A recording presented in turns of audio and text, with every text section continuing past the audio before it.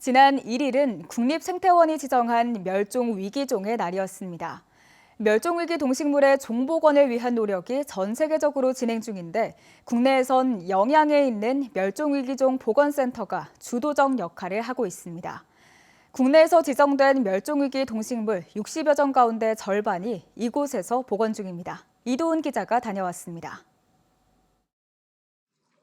양쪽 날개를 펼치면 2m가 넘는 참수리 암수 한 쌍. 부산의 낙동강 하구에서 극적으로 구조돼 5년 전 새끼까지 낳아 독립시켰습니다. 겨울철 단 30여 마리만이 국내를 찾습니다.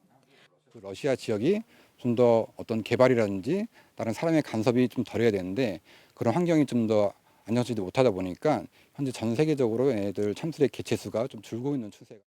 은빛 지느러미를 뽐내며 재빠르게 움직이는 여울마자. 1990년대까지만 하더라도 낙동강 수계 곳곳에서 보이던 우리나라 고유 어종이지만 어느새 경남 산청 등 남강 수계 일부에서만 가끔 발견되고 있습니다. 무선 개체 식별 장치를 삽입을 하고 있는데요. 자연에 잘 적응을 하고 살고 있는지 추적하고 관리하기 위함이 첫 번째고요. 방의 선정을 하는 것도 도움이 되고. 이제는 국내에서는 찾아볼 수 없는 멸종 위기종도 있습니다.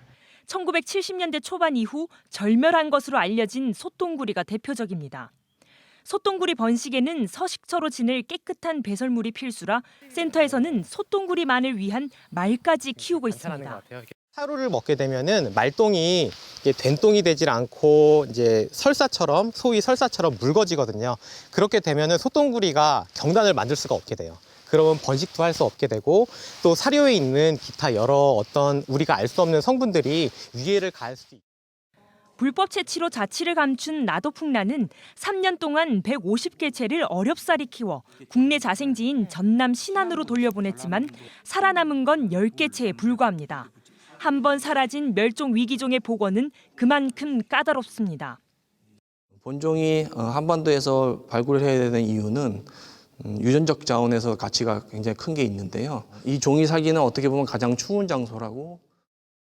2018년 영양에 개원한 국립생태원 멸종위기종 복원센터는 멸종위기종 동물 23종과 식물 7종의 복원 연구가 진행 중입니다. 환경부가 지정한 멸종위기종 64종 가운데 절반에 가까운 규모입니다. 멸종위기종 보건센터는 지금까지 동물 6천여 개체와 식물 200여 개체를 자연의 품으로 어렵사리 돌려보냈지만 센터의 노력만으로는 한계가 있습니다.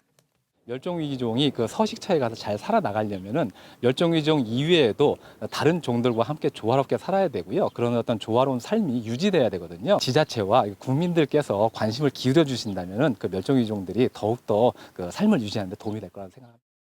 올해로 국립생태원이 멸종위기종의 날을 지정한 세 번째 해입니다. 지난 30년 사이 환경부가 지정한 멸종위기종 수가 2배 가까이 증가한 만큼 우리 모두 멸종위기종에 대한 관심이 필요해 보입니다.